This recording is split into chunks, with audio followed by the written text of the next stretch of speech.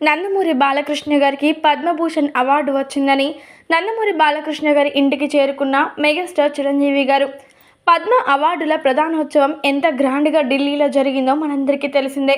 సోమవారం రోజున రాష్ట్రపతి ద్రౌపది ముర్ము చేతుల మీదుగా ఈ అద్భుతమైన ఘట్టం ప్రతిష్టాత్మకంగా కూడా జరిగింది.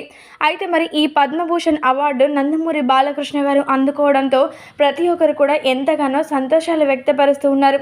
ముఖ్యంగా చెప్పాలంటే మెగాస్టార్ చిరంజీవి గారు కూడా ఎంతగానో పరవశించిపోతూ ఉన్నారు.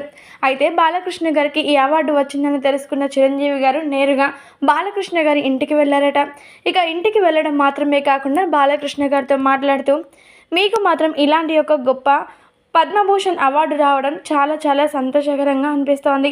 ఇక మరీ ముఖ్యంగా చెప్పాలంటే మీరు చేస్తున్నటువంటి కళారంగం యొక్క సేవలు కానీ, అలాగే రాజకీయ రంగంలోని సేవలు కానీ అన్నిటినీ గుర్తించి ఇలా ప్రభుత్వం మీకు ఇలాంటి పద్మభూషణ్ అవార్డుని ఇవ్వడం చాలా సంతోషం.